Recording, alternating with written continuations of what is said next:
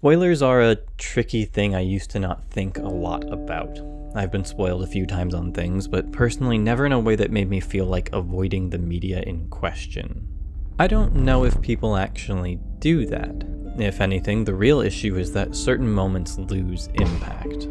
And this is what leads us to an accidental value judgment. Does a work that is dense in spoiler potential ultimately tie itself too much to impact?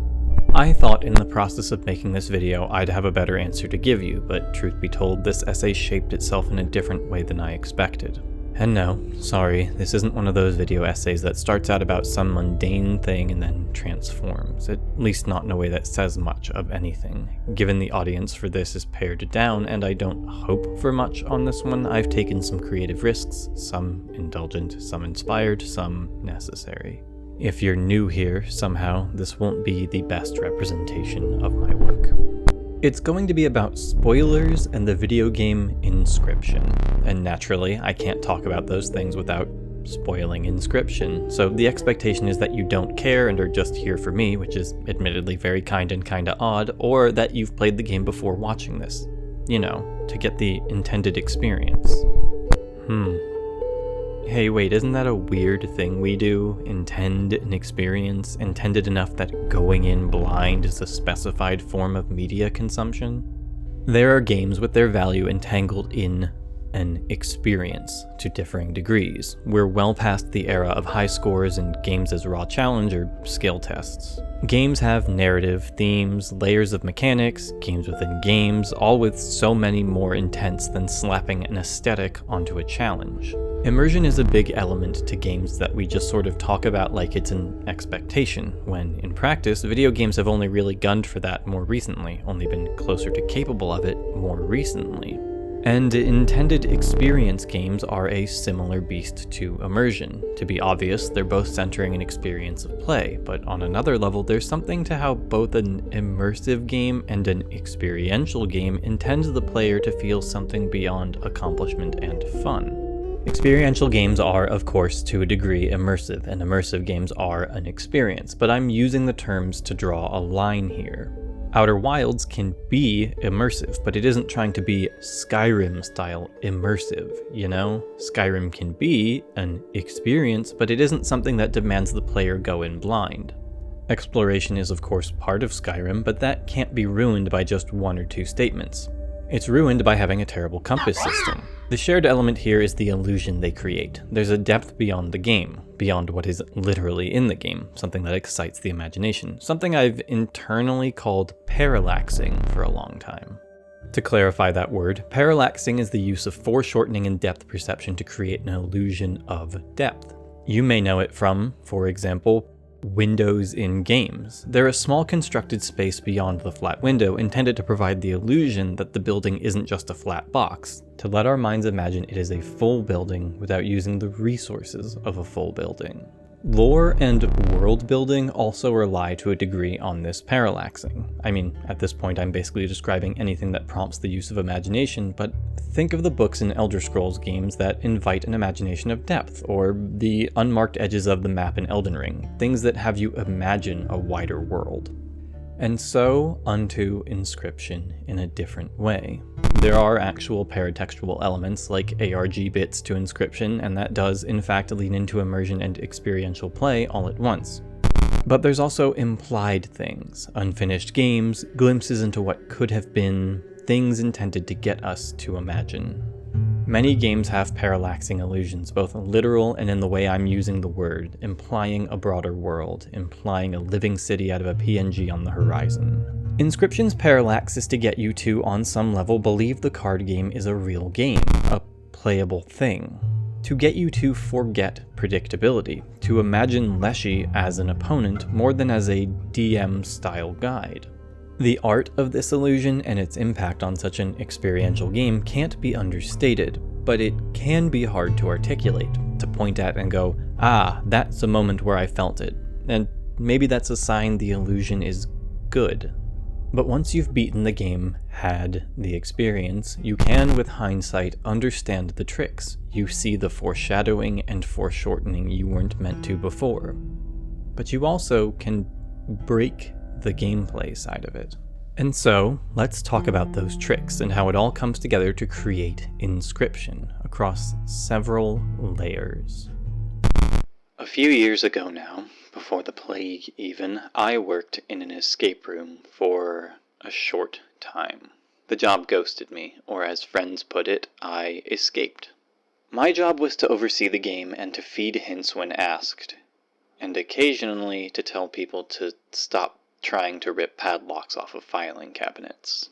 As short a 2-ish weeks as that job was, it provided me with some interesting perspective, solidified some thoughts I'd had before about what it means to play a game, and how invisible barriers work. Now, in video games, part of the illusion of freedom is an agreement, an implicit acceptance by the player that not literally everything is doable. You can't, proverbially, attempt to rip a padlock off the filing cabinet. Discounting bugs, there are permissible actions, intended solutions, and the illusion of unintended solutions. When I started working there, I was promised the ability to try the rooms out before running people through them. And I never got the full experience. Instead of being locked in the room myself and asking for hints from a camera in the corner, one of my coworkers would just be standing there, watching my choices and sort of nudging me in certain directions. Even without the hints, the experience of someone standing there, kind of playing the game for you as a tangible guide rather than a disembodied voice from the ceiling, was not the intended experience, not what the paying players would ever have. And so it was that I learned the escape rooms without much illusion. I learned them as their step-by-step solutions. I never knew them with the parallax, with the idea that maybe there were more creative solutions, or, on occasion, deeply convoluted answers. It was fun seeing the things people came up with as much as it was frustrating in a compelling way when they got close to an answer and backed off, and as much as it was frustrating in a humanity is a doomed species way when they did deeply commit to the worst idea ever. No, you're not intended to spend 30 of your 50 minutes counting up the sequential numbers of this stock bank vault wallpaper and use them as a code to a cabinet. That kind of behavior, as silly as it looked from my perspective, said less about the group's ability to reason and more about the way being in a game and being aware of practical limitations, or what a game would probably do, play into the experience. Some people would imagine we had, for lack of a better metric, more of a budget than we did, that the laser tripwires were real. And that's what we wanted. They'd play along because what if it was real? What if it was automated and not just me watching closely? Some people figured out they weren't real.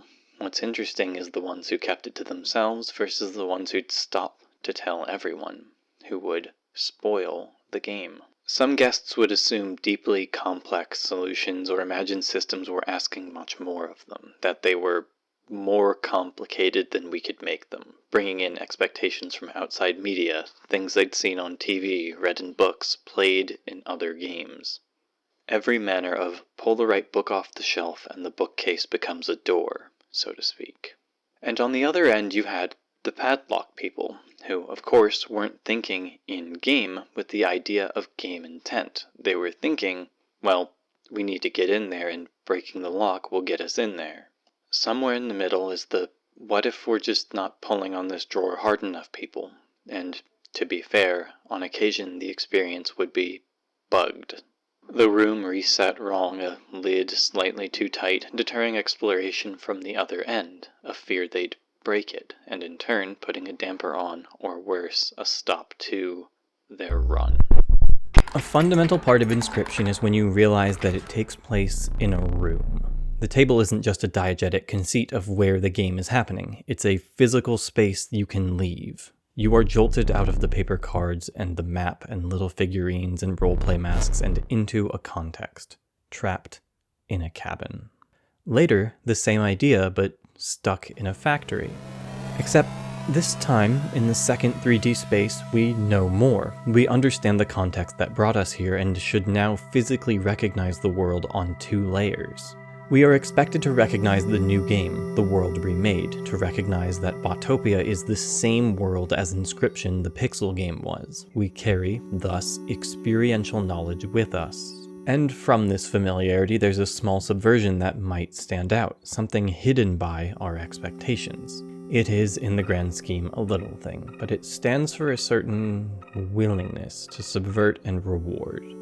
If this is the same world, then those of us who found the mycologist in the pixel world would probably expect his position on the map to be the same, but what awaits us instead is a waypoint rather than an option to go right.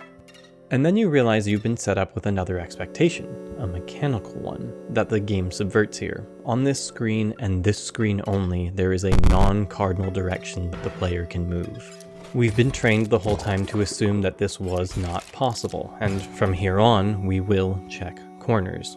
We have learned distrust, and been rewarded for it. Upon arriving in Poe's Inscryption, we might be tempted to get up from the table, but that option isn't available to us at the start. The temptation only exists because of our experience, because of Leshy's cabin. The game trades on anticipation and subversion. This is to its benefit as an experience, but also the reason spoilers could be so potent. Expectations that are built up within the game are stronger than those one has obliquely of a genre. Subverting genre is sort of an expectation itself, and in that light, there must be a lulling of sorts, an establishment of boundaries the game will break. Subversion as a tool is fun, but a little bit of a gamble. As something that's high experiential, it can potentially butt heads with immersion on accident. Sometimes expectations fail to be subverted, or are subverted in such an extreme way that you might go, "Whoa, cool," but it takes you out of the game all the same. Inscryption is at its best when it plays with the medium. The Archivist battle is a great example of this. The scene has you rooting around your own PC to find files to pick and, in one instance, potentially sacrifice. This is simultaneously a fourth wall break and an immersive element, and it's something only this medium could really do.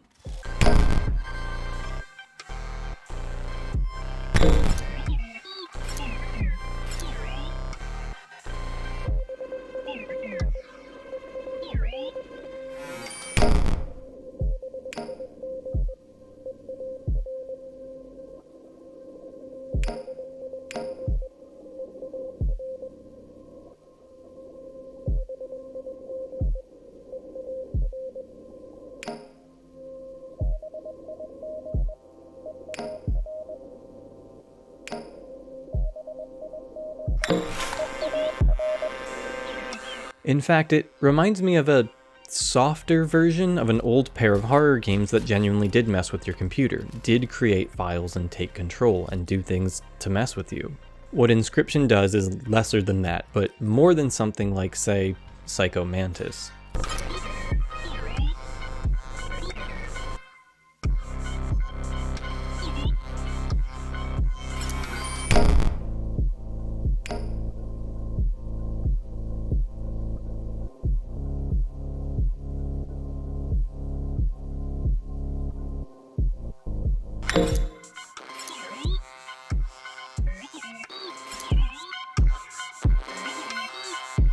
Interestingly, on consoles you get a different experience.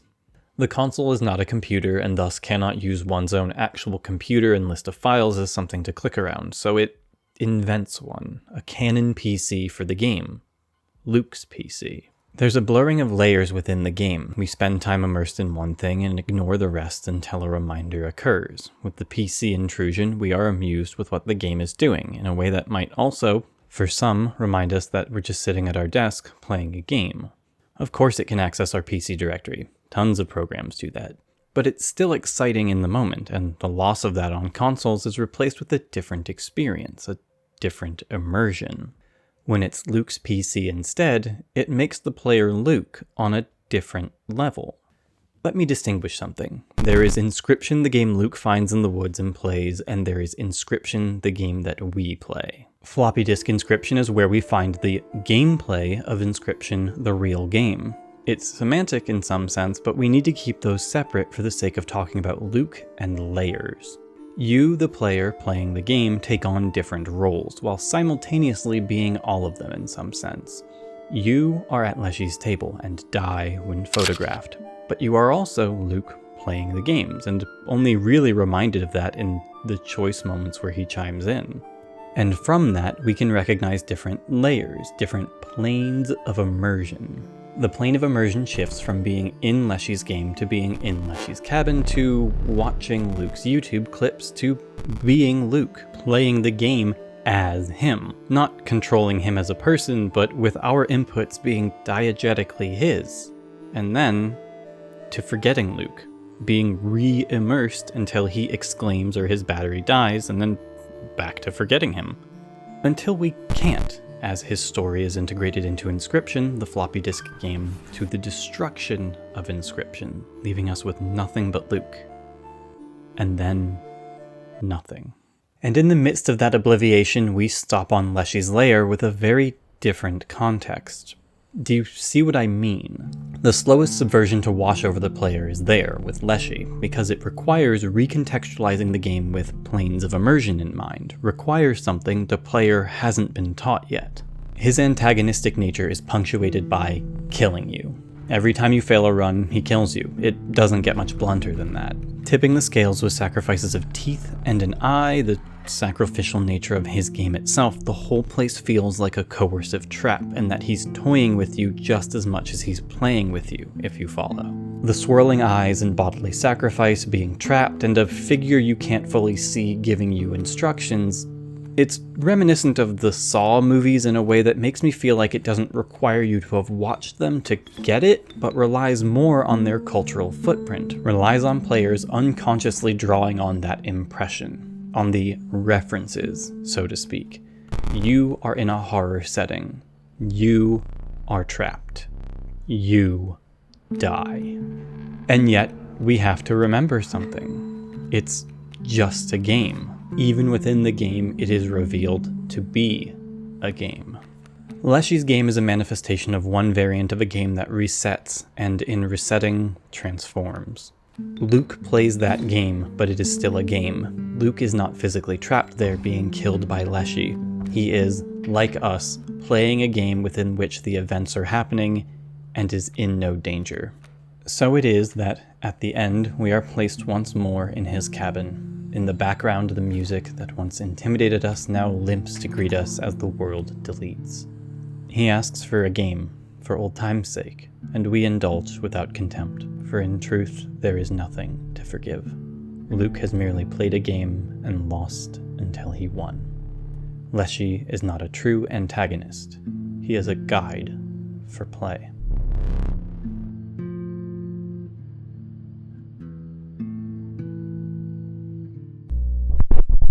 For the people who visited, who paid to be there, the escape room was an exciting thing. For some of them, it took very little to get in the mindset for it.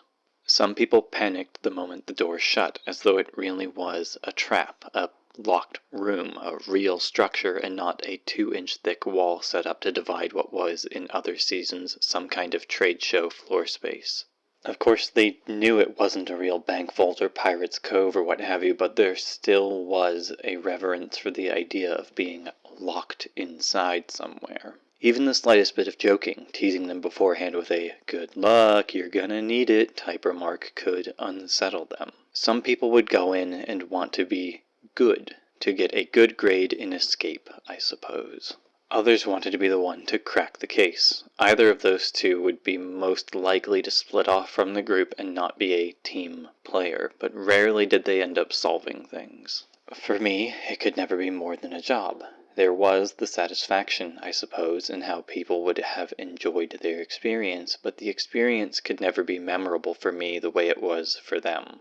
Most of my memories, as you could probably guess, hinged on absurd things people did, not on their accomplishments. Or on botched rooms, be it the fault of us, the staff, for setting the room wrong, missing a prop, or the fault of a group member who was too convincing in their harebrained idea and squandered everyone's time trying to puzzle over a set piece that wasn't even an intended red herring. Group leaders would manifest sometimes, and on occasion be overconfident. This wasn't exclusive to work groups using the activity as a team-building work retreat. It happened with adult friends, children's birthdays. The groups had a limited number of interventions they could ask for from me, lifelines, so to speak. Some of the other staff liked to tease the participants by making them sing a little song in order to get their hint. I lacked the whimsy. I tried to never answer directly, instead just asking questions that prompted them to think in the right direction. Allegedly, this is what we were supposed to do, but I don't think anyone else did it. It was an uneven thing. It wasn't a game for me, and not just because it was my job, but because my role was not to participate unless summoned. I existed, was present, made myself known when the game broke down. My role was, primarily, to watch. Okay, time to figure out what's on this thing. Inscryption has some subtle hints from the start that it's not normal, or rather that it won't be straightforward. And there are those planes of immersion I mentioned. There's layers. To lay them out, you start with a game menu you can quickly forget feels out of sync, and you have only the option to continue the game, not to begin a new one, but you move on from that. You step into what turns out to be a card game with a DM-style guide, but play is not limited to the table as you get asked to stand up, but you get used to that. It's part of the game too. And your cards talk to you, but you get used to that. And you finish the section and you're watching footage from the real world and start receiving diegetic interjections from Luke, but you get used to that. And then you're playing another game and it's a bit of a trippy change, but you settle in and you get used to that. And you end up accepting the layers, these planes of immersion. And from that, the layers of the plot. We have the story of the original Pixel game, of the cabin and factory, the story of Luke and Game Funa, the company, the story of Casey and the devs and the world spoken of in the tarot cards. And then there's the ARG, which honestly I can't touch, and as much as I find theory crafting fan communities fun, it's not the sort of thing I can dissect the same way as the text. Sorry, no, the Bone Lord is literally Hitler exploration this time. The story most on display is the text of the game, the parts that don't require rooting through the hints and messages and ARG clues. The inclusion of an ARG within and of course beyond the game is really interesting and naturally lends itself to the experience angle. But if you want to explore that, I leave the experience to you. So, the story of Inscryption as a game on its surface is this. You wake up in a cabin playing a card game with a crazy spooky man who kills you if you lose. After a while, you're allowed to stand up and look around the cabin, and eventually you meet a trio of talking cards and they talk about a plan to escape in some kind of way. You, the player, go along with this because it is the plot, not because you know where you're escaping to. After escaping the cabin, we, the player, are dropped into a menu of real-world footage and introduced to the real-world layer and Luke Carter. After that, when we go back to the game, we do so with the understanding that we are playing as Luke, who is playing Inscryption. The narrative splits between his unraveling of a mystery around Inscryption, the Game Funa product and its nature, and of playing the video game, which at this point has the plot of beat the 4 scribes to replace them. A normal, low-stakes video game plot by comparison. This is subverted when Poe uses a piece of the corrupted old data to reshape Inscryption into a different 3D world from Leshy's cabin version. His plan is 2 parts. 1, to reshape Inscryption in his image, and then 2, to disseminate that version so it becomes the definitive, true version. This is interrupted with his distraction and beheading. And then it's suggested that we start a new game before the opportunity is denied to us and the deletion of the world is initiated. Somehow in this process, the old data does some things and we are taken on a tour of different games that are simultaneously generating and deleting. The other 2 scribes are given short windows of existence, allowed to be Inscryption for a moment. The world is deleted, Luke peers into the old data, smashes the disk, and then, in a twist, is shot dead by Game Funa's mysterious agent. End. It's not a slow burn plot, it's the process of discovery and change, sitting on one layer, glimpsing another, wondering what deeper story is in there. There's several threads to follow, from the game to the IRL to the ARG to things hinted at, what I'll call the old data narrative. And of course they all wind together eventually, but in the midst of all that there's another question. What is Inscryption about? What are its themes? Does a game like this have themes. From the upfront story, we can see some, the three biggest being sacrifice, cyclicality and rebirth, and authorship and true versions, and from that last one, the question of intended experience. Does having said themes make it art?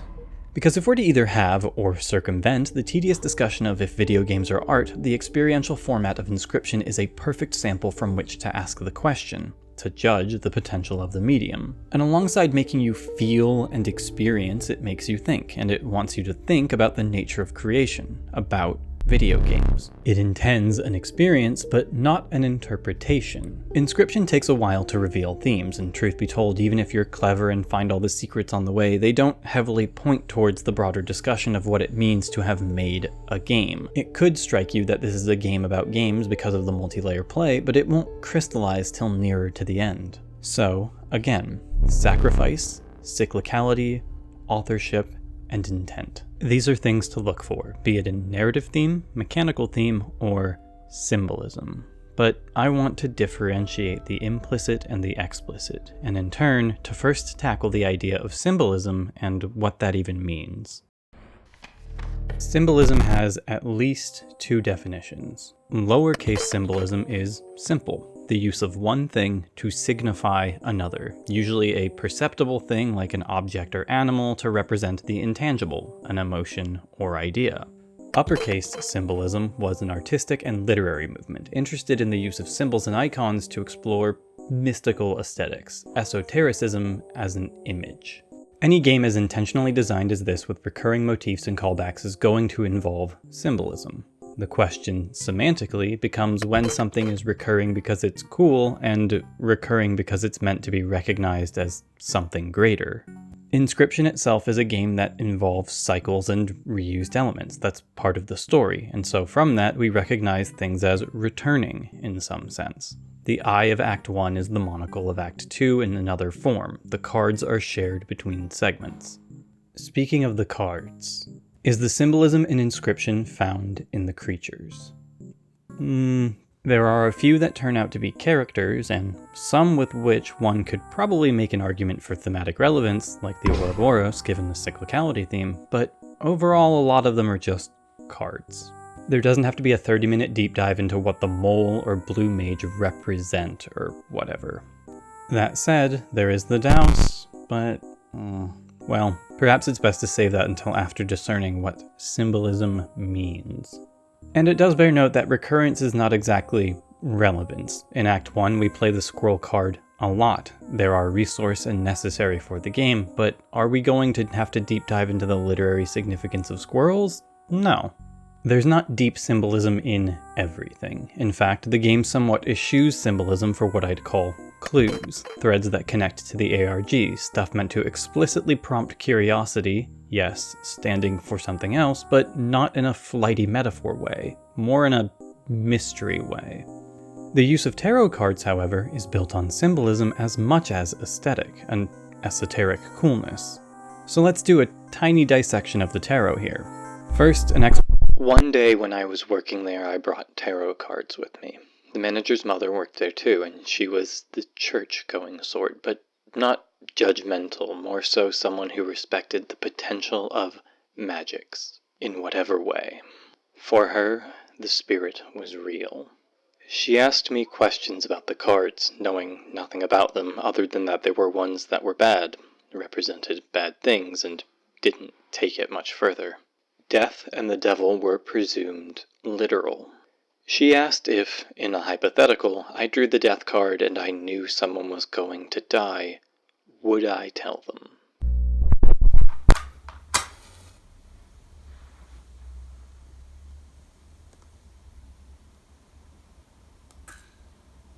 I told her that the cards don't work that way and it's better to use them for reflection than divination, and the interest waned a little. She wanted the magic, wanted heresy to work. It was a quiet job at times, oddly tedious at others. Resetting a room didn't take long once you knew what you were doing, but I only ever got to be familiar with the one room. I took the bus to get there. I listened to Deaf Heaven on the way. I was tired of the sights out the window by the end of the first week, the repeating suburban homes of Maryland that had me feeling, more than the escape room ever could, like I was in a video game, pretending to be a bigger world. First, an explanation of how the cards work. I feel oddly more equipped to explain this than I imagine most video game media analyst video essay YouTubers I know. That's not a brag, by the way, but I'm not sure what it says about me. Tarot is a card game that became a divination tool centuries after it first formed as a game. Some French esotericist of the late 16th century thought it carried ancient Egyptian knowledge in a numerology-type way, and eventually the cards evolved from a game to something else. Maybe that sounds familiar. Anyway, from that, the cards were assigned meaning, and eventually popular adaptations of the cards were made that emphasized esoteric properties, adding symbolism and a certain consistency to depictions. For clarity, the concept of major and minor arcana is not the language the card game uses. In the card game, these are merely trump cards and lack names beyond their number. In divination, the 14th major is temperance. Its aesthetic hallmarks are things like water and vessels, sometimes a woman, and the symbolic reading is as a sign of balance. Not every card is obvious in its meaning. Devil and death aren't just evil and, well, lowercase d death, respectively.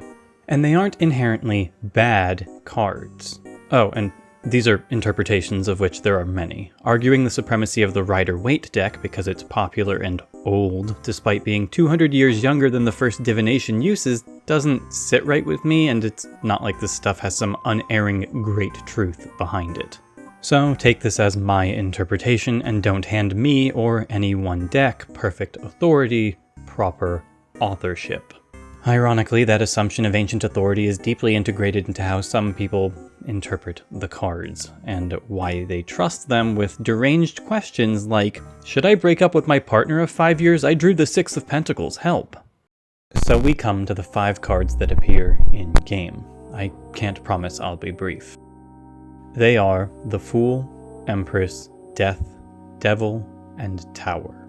Fool. Rather than meaning stupidity or clownishness or having been deceived, the Fool is a sign of journeying, sometimes as a protagonist of sorts. Other meanings have more to do with revelry and excitement, but core to us is that protagonist position. Empress. The Empress is a card denoting motherhood, and in some interpretations is rather strict engendered in that way. Where the Emperor is about the sacrifice of things one holds dear, a necessary cost, the Empress is about a sacrifice from the self, a martyrdom of sorts. Death. Again, we must approach this card by dispelling an inclination. It is not literal, though death can be part of death. Death, the card, signifies a finality, an absolute end to something, and given that mortality ends at some point, death may be a part of the capital D, death. It signifies a conclusion from which there is no going back, and with that, certainty. Devil. The Devil is a sign of being trapped in some way. There are some reads of the card that take it to mean things like rage and debauchery, but a common theme is being restrained by something, be it material conditions, moral responsibilities, debts, obligations, and, to many people, inner demons. It signals an absence of agency, on occasion self-inflicted. Tower. The Tower is one of those few cards most people would agree is pretty much bad. The reason for this is that it signifies a collapse, a destruction. The Tower, in the Tower, is depicted being struck by lightning, falling apart. Babel myth connections are easy to make here. The reason for its bad rep is that there are already cards that are about destruction with an eye towards rebirth, towards the next cycle, towards the creation that is found in destruction. And that leaves the Tower in the spot of more or less excluding that rebirth in order to stand apart from the understandings of judgment and the world. Now, from that, we can apply them to their respective stories from The Trapper. They take a more literal interpretation to a degree while holding aesthetic, that is, visual callbacks to other elements of the game. The Devil and Death include something over where the left breast pocket is in the case of the Devil and where it would be in the case of Death. This is the giant corpse from the Bone Lord's lair in Pixel Inscryption. In that corpse's pocket is the Daus card, another recurring symbol. The fool is a man who journeyed. Casey is the Empress, and there are some direct ways to interpret this, what with the motherhood that creation of all kinds can be, and her eventual death as a sacrifice of sorts. Death represents a non-literal finality. The old data is connected to the ability to delete inscription. The devil is, I admit, a bit more interpretive on my part, but there is a read of the old data and its corruption and the cycles it creates as being a trap of some sort. That the figures of inscription are trapped by the old data, both in its allure and tangible influence just as much as they speak of it as locked away. The alternative readings of a more straightforward evil or malignant presence are more obvious, of course. And the tower. This one is perhaps too literal. The reading we are given barely speaks of any causal relation, and instead just gives us some incredibly vague details, but I suppose Game Funa has a lofty headquarters in a tall, inscrutable building. Out of all of them, this one prompts further questions, and they are beyond the card's ability to answer. Ultimately, these cards are not very deep in their reading, but knowing how to read them does line up to what they depict. Tarot and its inclusion in media as a shorthand for the esoteric has a long history. To use the terms I've been using, it's a parallaxed window of mystical knowledge and hidden truths. The Wasteland by T.S. Eliot references tarot, though not by name. Madame Sosostris names cards by rough image, sometimes by name, and a blank card. It is not a reading in a communicable sense. It exists in order to hearken to some kind of mystical stirrings, some sacred depth. Eliot didn't understand what he wrote, what the cards were on a material level, on an enthusiast level with interest in them as specific items, just that they could symbolize that esoteric depth. Or that is one interpretation. It is, after all, a poem, is art, and one in which there are layers of interpretation going on. Though himself not a symbolist, he is an evolution of their tradition. This is not a dig at anyone who uses tarot for those purposes, so much as a sign that invoking something with rich intentional symbolism does not automatically equate to having and making use of rich intentional symbolism.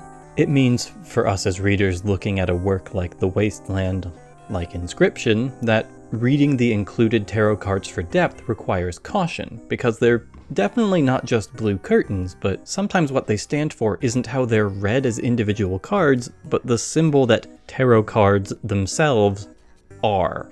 In one sense, tarot cards are the anti-blue curtains. They are instantly symbolic items included in media to imply significance, while seldom properly rooted. Ultimately, symbolism is about what you get out of it, and there are certainly less literal things to read into this game. But a lot of stuff is less present for musing on in a conceptual way and more for exploring in a there is an answer, there are theories way that lends itself better to the ARG side. Depth is not the sort of thing to judge for what it could be. By that metric, the ARG would fail for not having gone to unreasonable lengths, like setting up a fake Luke Carter YouTube channel in 2009.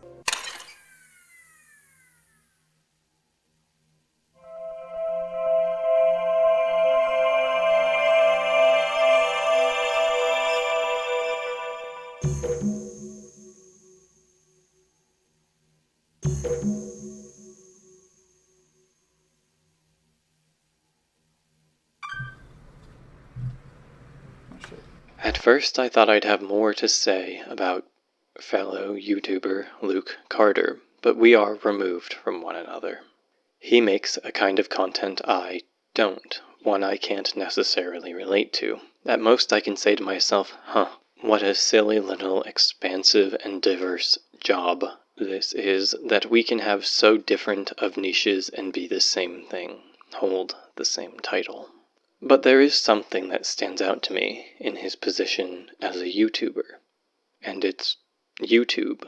Inscryption didn't go for a made-up, in-universe parallel, as with Luke's editing software, Camworks. They used YouTube itself as a tether, an anchor to weigh down and stabilize the IRL elements of Inscryption, the Luke Carter segments. The channel is real, in a sense. There is an actual Lucky Carter channel associated with Daniel Mullen's games, but via their Discord and not explicitly canon to Inscryption and running an ARG of sorts. It doesn't possess a believable backlog of a guy doing a bunch of card pulls for made-up games. It doesn't exist to serve the illusion in that way. When the game first came out, there wasn't some naturally emergent secret setup of a channel with a dozen videos or anything. It's a parallax that has adopted a function now as an ARG element. They weren't gonna, ask YouTube to let them backdate a channel to 2009. I don't know Luke Carter, even though I've been like him.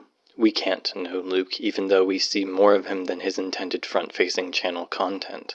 None of us do. You know me more now, but you do not know me. It's interesting that the magic circle, the agreement of playing Inscryption, includes accepting Luke, accepting the Lucky Carter is a YouTuber that exists. It's interesting that YouTube is part of the story. And I suppose, in the sense that a text about a work becomes part of the experience, by my action, YouTube is again part of Inscryption. My work will color your memory, your experience. I'm part of the reason why some people bought this game, part of the reason why some people played it to get to this point where I talk about it because on some level, I promised them an experience.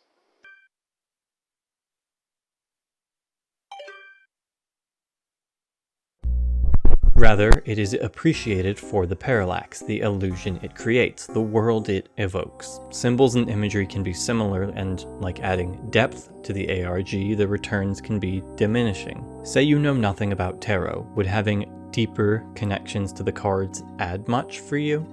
Does it weaken things to learn that they're not that deep? Is that a wholly different form of spoilage, to dispel the illusion, to teach what a parallax is? I can't help but wonder that. From this, I want to step into a very different kind of interpretation, from symbolism to themes. And in that, exploring how Inscryption is a game about game design. Sacrifice, cyclicality, authorship, and intent. These do not correspond each to a scribe or some perfectly neat thing, but you can see bits of each theme in the games and the respective mechanics. Sacrifice is an old element, the original theme in some sense before the project expanded. Deleting the game is a letting go, which of course contrasts with the indefinite cycle of new games. These two ideas run through the whole work on a narrative level. The latter two, authorship and intent, are more than incidental, more than a byproduct of narrative, while also not contained to narrative alone. By virtue of being a game with other games in it, Inscryption invites conversation which contrasts those games. In one sense, there's 5 games. In another, there's only 1, and then derivatives that narrow in on the mechanics found in the Pixel original game. From a player's position, playing Inscryption, the actual game, like the one you bought on Steam or whatever, getting to the Pixel stage means coming across Leshy's cabin and being familiar with the cards because of Leshy's segment. I suspect that if the order was reversed and we saw the whole Pixel world first, then Leshy's game would feel more derivative. Not wholly so, but his cards play the way they did before. Playing with the Beast cards is familiar. But that doesn't deny Act 1 as its own game. Even if you couldn't leave the table, there are new elements, other things at play, different bosses, other additions, items and totems in the candle system, and that's just the battles. The old DNA of Inscryption from back when it was a shorter game called Sacrifices Must Be Made is still apparent in at least Leshy's segment. Be it within fights, within the map, or within the cabin, sacrifice is always present. The bodily sacrifice represented in the pliers and knife, the Bone Lord altar, the mycologist, those are all things that go beyond the Pixel Beast base mechanics, and all involve sacrifice. I find I cannot fully talk about the themes without having introduced the mechanics that in little ways embody them. To that end, I want to lay out the scribes, their domains, and their mechanics, and backpedal to describing what Inscryption even is. Grimora, Scribe of the Dead, creates cards using a quill to write epitaphs, and her resource is bones, gained when creatures die. Leshy, scribe of beasts, creates cards using a camera to take pictures of creatures, and his resource is blood, a sacrifice mechanic. Poe, scribe of technology, creates cards using a scanner printer tube thing to replicate creatures, and his resource is a battery that goes up every turn. Magnificus, scribe of magics, creates cards using a paintbrush to paint creatures, and his resource is magical gems that are placed on the battlefield. Now, in some ways, it's easy to draw comparisons to real-world TCGs here. Yu-Gi-Oh! Has a sacrifice mechanic, Hearthstone has the turn number mana count mechanic, and Magic has a battlefield resource mechanic. That last one sort of falls apart as a comparison with how much space the gems take up and how easy to break they are compared to lands, but you can see it. I don't know if I'd call these references really, so much as that there are only so many ways to imagine resources, and the real-world games do the ones they do because they work. Given the way health and card placement work in Inscryption, having a similar resource mechanic isn't enough to make any of these games a clone of the real-world ones. And from that, we're able to get into what makes a game a version of Inscryption beyond just being found within the game itself. Inscryption is a card game with a main deck and a resource/side deck, whereby the player has to place cards within a set number of rows, dealing damage when striking into an empty opposing space. Victory is achieved by going +5 on damage to the opponent. Shared motifs between iterations are the distinct boss characters, a bell for passing the turn, and scales to represent the damage system. Eventually, to a diminishing degree, we get to play the games that each scribe would reshape Inscryption into. Those features I laid out are still present between all games, save the Magnificus fight at the end, but that's likely because the world is ending. Let's think of the scribes, at least the two we spend the most time with, Leshy and Poe, as game designers. In some ways, they have drastically different approaches that the game openly remarks on. I introduced Leshy's game earlier on, when I referred to him as a guide more than an antagonist. Compared to Inscryption, the pixel game, it is radically different in its setting and traversal. We are confined in this game to a map that leads to a cabin we're in, though that's not apparent from the outset. Further, we move up the map through forked paths leading to different events and battles. There isn't a clear narrative to what we're doing within the game like the pixel one, but there is to why we're playing it and what's going on in the cabin. Mind you, by clear, I don't mean we see all of what's going on right away in the cabin, rather that there's not a narrative conceit to the table game. It's not until the end that we go, oh, this was a journey to where we are now, and even then, that doesn't compare in the narrative structure to the pixel game or bot game, which have a narrative about traveling the world to beat bosses. The game itself is pared down from the later ones with respect to potential mechanics. Out of the 4 resources, we're limited to just 2, blood and bones. Of course, this is partly because Leshy's game is our introduction to Inscryption itself, but on another level, I read it as the mark of a designer who has a tight sense of what he wants a game experience to be. It's almost pointless to talk about balance in a single-player game that can't be directly translated into a real player versus player experience, but the broken cards, aside from the Ouroboros, are more often a product of the table play, of beefing up our individual cards in events, or the death cards we create at the end of a run. And even then, our ability to make the cards is limited. Keep this in mind for when Poe allows us to make a card. Overall, it's designed to feel daunting and rewarding without actually being brutally punishing. Perhaps unironically making Leshy's game the Dark Souls of Inscryption. Leshy's game is clearly one he enjoys playing and having played. He seems to get a joy out of being the game master in a way that at first appears like a sick satisfaction, but with the mournful deletion is recontextualized as more in the way it's enjoyable to provide an experience. Obviously, he's a character and he's being himself, but I can't escape this feeling that he's just really into it all, like very committed to the bit, except it's not a bit. Poe is almost the inverse. He talks to the player more and is more present as a person, so to speak, both in stoat and bot form, but he addresses us with a growing tone of criticism that develops into open condescension. Unfortunately, everyone knows a Poe. Fortunately, not many of them get to actually run a game, because if they did, they'd probably run it into the ground. Maybe that's an unfair skewering, but I read him as someone who wants more features without really understanding what made the old features work. Someone who is quick to say, why don't the devs just add X, without really thinking about balance.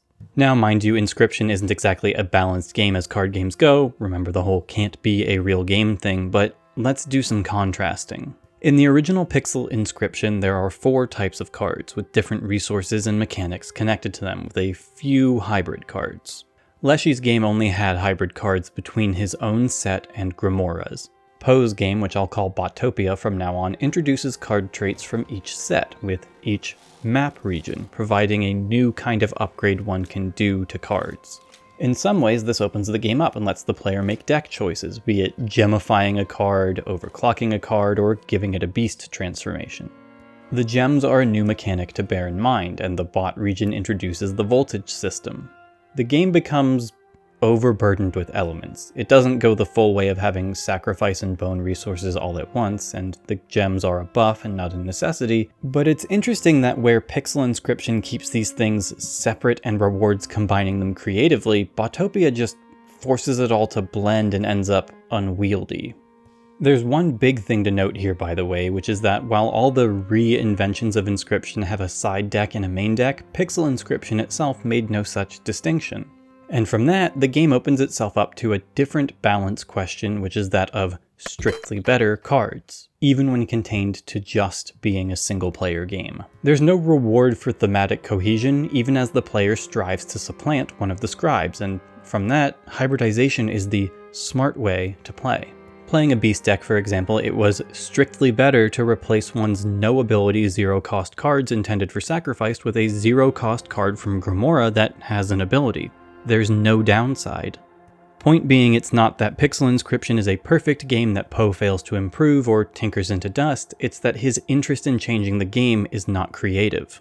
Narratively, he's having you play as a means to the end of transforming Inscryption and making his version the true one that the world knows, but that doesn't excuse how derivative it is. He isn't failing to come up with a plot because this is actually all a ruse, he's planning to ship the product you're playing. The game is a ruse to enact his plan, but it's also the thing he wants to put into the world. It's not a parallax, it's the whole game. Poe's game is meant to feel derivative. He's not the kind of person to think much about plot and lore, he's focused on mechanics and what he personally thinks would be better, and it comes at an atmospheric cost. Note that what little we see of Grimora's game follows closer to Leshy's zoomed-in model, playing in her domain, the boss we glimpse being one of the NPCs from her area. Poe just takes the map, takes the story, and has replaced the names, improved the graphics, rebalanced the cards, has remade the world in his image with a mix of dissatisfaction and contempt for the old game, not a sense of love. I wouldn't go so far as to say that his section is the least fun gameplay-wise as an intentional design choice, or that it lacks aesthetic as some kind of statement. The theme of his domain is well kept and rendered, and besides, that's subjective. However, I'd argue that if a game sells itself on the rich atmosphere and mystery of the Leshy section, draws in people who are seeking out that kind of content, it's also selecting for people who will look at Botopia as a bit of a drag. When Poe lets us design a card, he gives us the old, "Oh yeah, you see how hard it is," which fits his sour nature, and in that light, makes it feel like he's learning design isn't as easy as rebalances from his armchair deving days. "Oh yeah, you see how it is exactly the thing I'd expect a developer to say to someone like him after almost anything he says about a card. But when he says it, it denotes an insecurity, not a confidence. And the cards we can make are a lot less potentially valuable to us as a player than the Leshy death cards. They're harder to break, despite us having more control over how they turn out. Balance, as I've implied before, is important, even with the single-player nature of the game, at least to a degree. But there's something unsurprising about finally being handed the crafting tools of Botopia and feeling so meh about it. That the Leshy death cards we make can be broken because we got lucky pulls. And lucky pulls are one of those things, a high every TCG player knows and chases. With Poe, it felt rare that I ever got an exciting card, and it wasn't down to how his run is functionally the third layer of playing Inscryption. It was down to how his game is enhancing predictable cards, from gemifying to adding modifiers. Even as the deck felt bloated with the sheer number of cards I had, no actual card felt exciting to get, save for one very secret card. But that's not to say I didn't hope to draw certain things. The fisherman and lonely wizard became such familiar faces because they're faces you already know and are inclined to improve and keep. I felt the same compulsion with Poe when he was the stoat, even when recognizing he was sort of whiny after a bit and mechanically not very strong. Alongside the excitement of rarity, there's also some sentimentality, nostalgia even. When I was a child, I played Magic the Gathering, and by played, I mean that older kids at school made up rules that suited their decks and beat down the younger kids who already had unplayable decks anyway. There was a rule someone made up where when you played a land, you got to draw a card, and that you could also play a land as soon as you got it. We were playing with Magic cards, but we weren't playing Magic. I remember one of my first rares not from a starter deck. It was an Angel from the set Torment, and it is objectively an outclassed card. Angel of Retribution, 5/5 flying, first strike, for 7. I feel an attachment to it even now, even as it was never good in its own right and has only gotten worse with age. I've lost the card 1 or 2 times since the first, repurchased the card 1 or 2 times since the first, lingered looking at it, feeling something the objectively better Baneslayer Angel wouldn't make me feel. Right now, the latest is lost, and despite that, losing the card never stings. After all, the true first is already lost. The card is a symbol now. Though authentic, it is a proxy, worth pennies. It was always worth pennies. But it was cool to me, because that's what rares are. That's what angels are. Between cards like that and games like Heroes of Might and Magic 3, angels came to have a certain symbolic value to me, excessively divorced from religion. I understood them as powerful, beautiful, deadly, and divine. Not biblically accurate in the meme sense, nor biblically accurate in the sense of role. I think a lot of people split them that way. Think of them as cool rather than as, say, someone's grandma watching over them. Think of them as an aesthetic more than a mythology or a faith. Their inclusion in games doesn't impart some theological rule that means Christianity exists in the world of HOM or MTG. Created worlds have limits, but it's fun to think beyond them. It's in our nature to make worlds larger than they are and smaller than they are, all at once.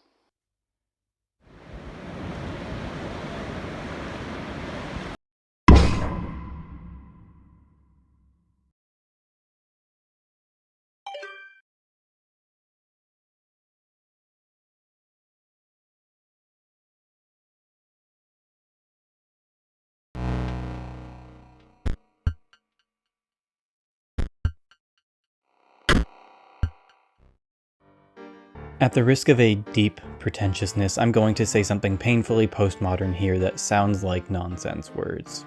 A book itself is not a story. Stories do not exist until they are read. Before that, they are ink on a page. Semantically, this is obvious and means very little, but it's something I think about a lot. It applies to me a lot. The tension of having written words, having made videos, and wanting them to be for their own sake, versus knowing they are nothing when unread, unviewed, is perpetual in me. An unplayed game might as well be buried in the woods. And in that light, there's something profoundly sad underlying Poe's desire to upload the game, to Leshy's already dour wish for one more round. Inscryption does not exist until it is played, and stops existing not when it is no longer playable, but when all who remember it are gone. All that to say that reading is a collaborative act between an author and a reader, with the book as intermediary. Games all the more so through the nature of play. Now, another discussion to be had in this same vein is about what even constitutes a game, and that's a big topic to introduce to a video like this. Presently, we use the word game to mean anything from imagined tasks with a winner or objective, to collaborative play like tabletop RPGs, to highly guided virtual experiences, and so on, so forth. There is a lot of value to litigating the nature of what a game even is, and how necessary something like the idea of winning and losing are to a game. You can lose a run of Leshy's game, lose a match in Pixel Inscryption, but you can't lose Inscryption itself. Can't do anything negative but fail to progress Inscryption itself. In some definitions, Inscryption is not a game, but a narrative experience. In other definitions, that's something we would call a game. You know, I sort of thought replaying the game for footage and refreshing my memory would also sort of prove a point about the game losing some magic the second time around, more so on the side of narrative than the side of play. It is still generally a fun game, and there are things that excite you less when you know where it's going and all that, but moment to moment it stayed compelling. There are still new combos to try, new experiences to make, but in an interesting parallel to the narrative knowledge, having play knowledge going into it also weakens things a little. Even without reaching for the broken Ouroboros card, combos are figured out. You can't unknow how to break the game any more than you can unknow the plot. And it's one of those things where you can't help thinking, as with every game within a game, if it could be real-world playable, and if not, why it can't. You start to think about how it would need to change, from hard rules to broken cards, to concepts like items, to how deck building really works, and strictly better cards, and it's like Gwent again. I mentioned Gwent a long time ago in another video about games with games in them, and it's not terribly relevant here, but it's notable to think about how much Gwent needed to change to be a standalone game. How much Inscryption would need to be iterated on to be real-world playable. All these composite pieces come together to make the game as good as it is. Remove the curiosity and suspense and twists by knowing the plot, and it loses something. Remove the challenge of the card game by knowing the combos, and it loses something. Remove the external puzzle adventure elements by knowing the solutions, and it loses something. That's not a grand revelation, but point is, none of these alone carry the game, and each is impacted in some way by prior experience. You can't play Inscryption twice, not the same way, and that's true for many games, but it hits from several angles here. It hits harder. I find myself suggesting this game to people more often than not because I want them to have an experience I think they'd like, but also selfishly because I want to expand the pool of people with whom I can have this experience. Fundamentally, I can't even expect a video like this to do well, which brings us to the way I can't help considering my role in evangelizing this game, and to an extent, risking spoiling it. But I do it anyway because that's what I do. I take that risk and hand it to others, because otherwise it wouldn't happen. I make content that I take seriously, possibly to a point of the absurd. I wax and wane in my own enthusiasm for if the world needs what I give, sometimes in contrast to whatever horrible things I'm talking about, talking around, or providing a distraction from. The fun of making a Spooky Month video is naturally undercut by how I'm not discussing what I will at its miserable anniversary politely call a war, because my platform is at most borrowed. I don't want to excuse that. I don't think it needs an excuse. I've had this thought since the start of having a channel, redoubled once having whatever constitutes a platform. I've been in that contradiction the whole time, had to think about that issue with nearly every release. So it is with some irony that I inject the real world into this exploration of Inscryption, feeling both permitted by the game's own boundary-breaking nature and compelled by unshakable thoughts that come from within and extend well beyond the text. I hope this comes across as sincere rather than as a proxy for potency. In a softer world, I wouldn't end a video like this, which to me suggests it's less indulgent than it is unavoidable. Through the little things, the real-world snippets, I put myself into this work in a way I haven't before, and that left the door wide open for this conclusion. Maybe it's emotionally manipulative and fake deep, coming across like a last-minute attempt to make this even grander. After all, it is no grand thing to discuss the symbolism and themes of Inscryption, its nature as an experience, but it is something to think about. It is a means to explore what an experience is. The conversation, this video, is a reprieve from the world, I hope, more than a mere distraction.